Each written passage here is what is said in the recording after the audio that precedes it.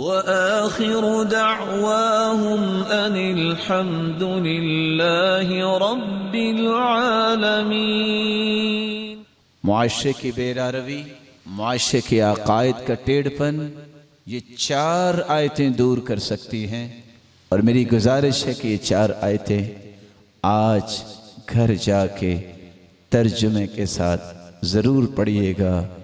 شاید یہ 4 آیات میرے اور آپ کے عقیدے اور منہج کو درست کرنے کے لیے کافی ہو جائے۔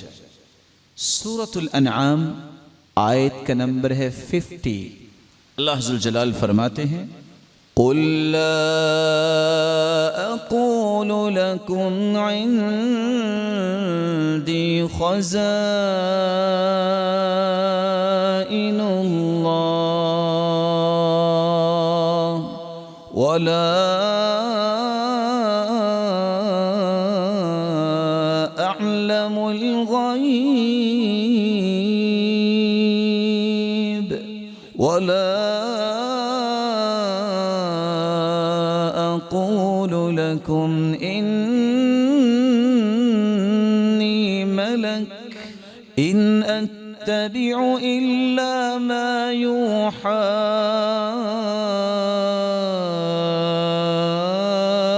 إلي قل هل يستوي الأعمى والبصير أفلا تتفكرون۔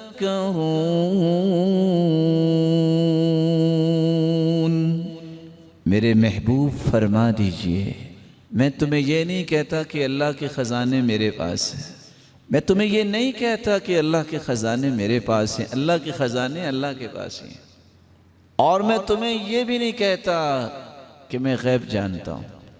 عالم الغیب صرف اللہ کی ذات ہے، اور ساتھ یہ فرمایا میں تمہیں یہ نہیں کہتا کہ میں فرشتہ ہوں، میں نوری ہوں۔ آپ نے کتنی حدیثیں سنی، آپ نے فرمایا میں اللہ کا بندہ ہوں، میں اس کا سچا رسول ہوں، میں اس کا پیغمبر ہوں، میں بشر ہوں، تمہارے جیسا ہوں۔ فرق کیا ہے؟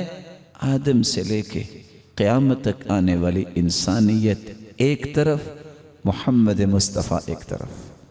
اتنا کمال اللہ نے عطا کیا ہے۔ جو میری طرف وحی کی جاتی ہے میں تو صرف اسی کی ہی اتباع کرتا ہوں۔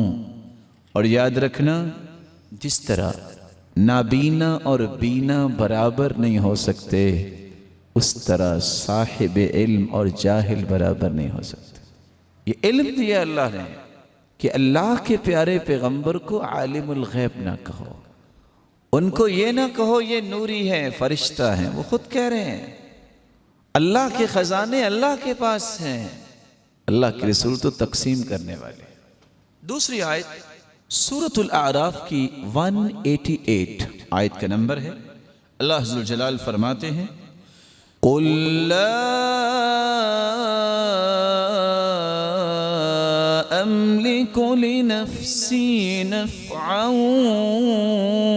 ولا ضرا إلا ما شاء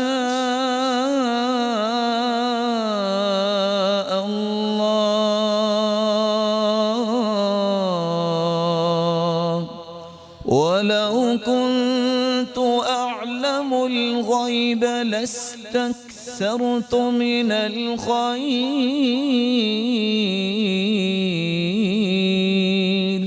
وما مسني السوء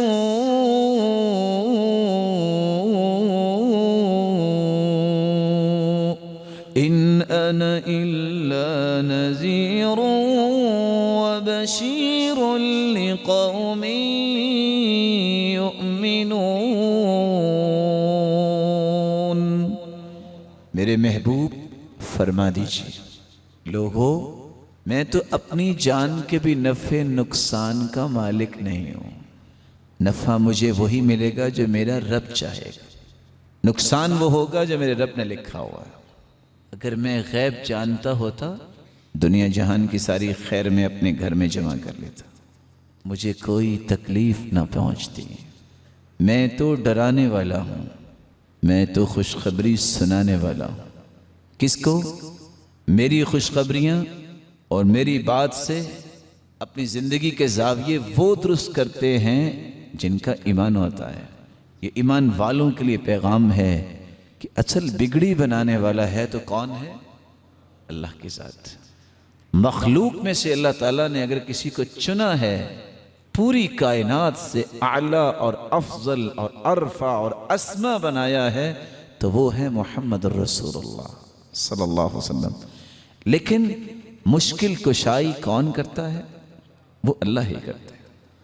تیسری جگہ اللہ عز و جلال سورۃ الکہف کی آخری آیت میں اپنے پیغمبر سے مخاطب ہو کے فرماتے ہیں، قُلْ إِنَّمَا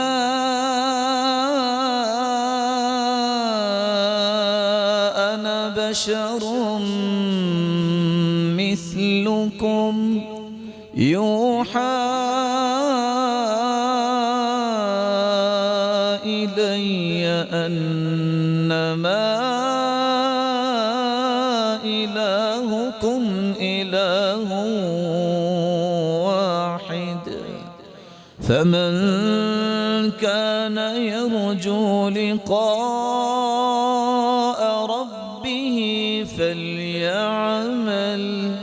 فليعمل عملا صالحا ولا يشرك بعبادة ربه أحدا۔ فرما دیجئے لوگو میں تمہارے جیسا ہی بشر ہوں، فرق کیا ہے؟ تم عام انسان ہو، مجھے اللہ نے اپنا پیغمبر بنایا ہے، اور میری ذمہ داری کیا ہے؟ میں لوگوں کو کیا سمجھاؤں؟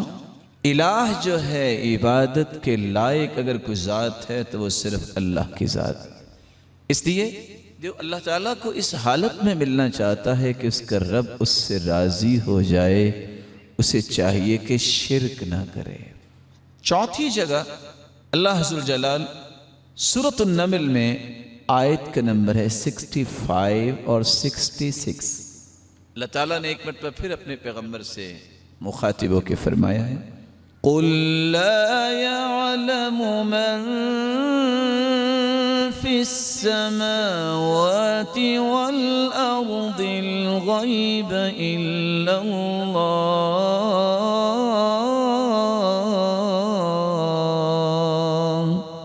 وَمَا يَشْعُرُونَ أَيَّانَ يُبْعَثُونَ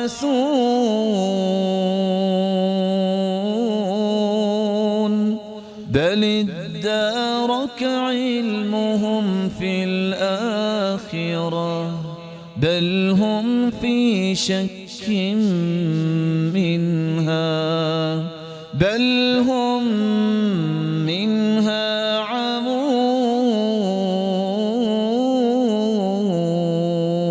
عمون۔ میرے محبوب آپ لوگوں کو خود بتائیے، آسمانوں میں اور زمینوں میں کوئی بھی ایسا نہیں جو غیب جانتا ہو، نہ فرشتے، نہ انبیاء، نہ اولیاء، نہ اصفیاء۔ کون جانتا ہے غیب کو؟ الا اللہ، صرف اللہ جانتا ہے۔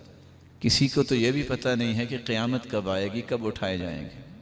اور یہاں ایک بات صرف سمجھانے کی غرض سے، اگر اللہ کے رسول کو غیب کا علم ہوتا، جس کو اللہ نے پوری کائنات سے اعلیٰ بنایا، تو جو 70 صحابہ شہید ہو گئے بئر معونہ پہ، آپ کو علم ہوتا تو آپ صحابہ کو بھجواتے وہاں؟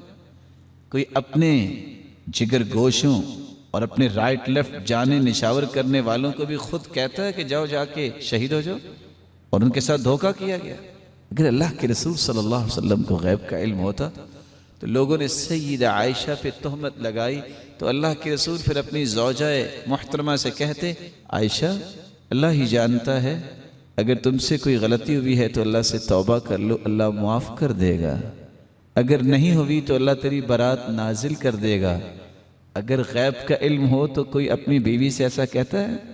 اتنی بات ہوئی سیدہ عائشہ رونے لگ گئیں، اللہ عز و جلال کی طرف سے قرآن نازل ہو گیا، اور رہتی دنیا تک سیدہ عائشہ کی پاکیزگی بیان کرنے کے لیے اللہ نے قرآن کا حصہ اتار دیا۔